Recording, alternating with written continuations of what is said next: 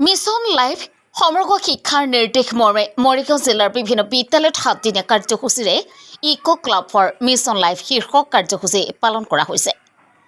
উল্লেখ্য যে লাহৰীঘাট শিক্ষাখণ্ডৰ অন্তৰ্গত আলিপুখুৰী মধ্য ইংৰাজী বিদ্যালয়ত প্ৰধান শিক্ষক আক্তাৰুল হকৰ নেতৃত্বত বিশ্ব পৰিৱেশ দিৱসৰ লগত সংগতি ৰাখি মৈৰাবাৰী ছানৰাইজ ক্লাব আৰু ব্ৰাইট ছান লাইফ ফাউণ্ডেশ্যনৰ সহযোগত বিভিন্ন কাৰ্যসূচী ৰূপায়ণ কৰা হয়।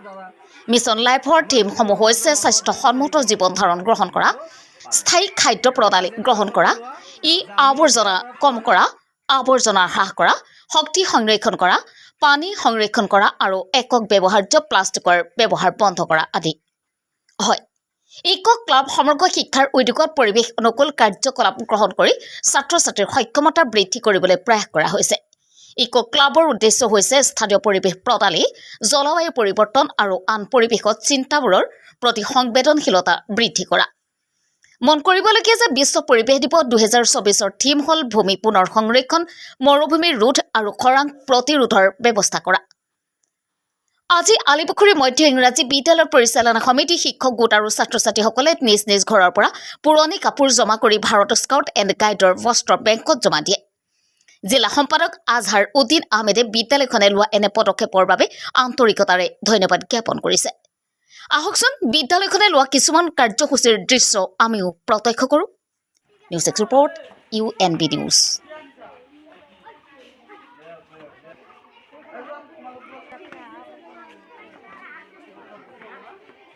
আজি আমি বিশেষকৈ কৰিম যে পুৰণি কাপোৰ, আমাৰ ঘৰত যে কাপোৰবোৰ পুৰণি হৈ যায় বা চুটি হৈ যায়, আমি সেইখিনি কাপোৰ কি কৰোঁ, হয় জুই লগাই দিওঁ, নহ'লে পেলাই দিওঁ, ঘৰৰ কিবা মচিবলৈ ব্যৱহাৰ কৰি দিওঁ, হয় নাই?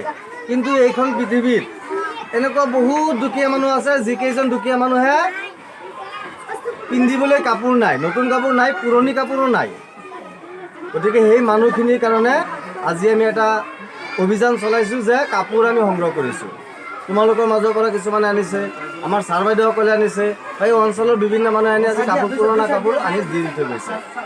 এইখিনি কাপোৰ কি কৰিব, আমাৰ ছাৰ আহিছে NGO, বহুত দুখীয়া দুখীয়া মানুহক কাপোৰখিনি দান কৰি দিব। আৰু কাপোৰ দান মহৎ দান।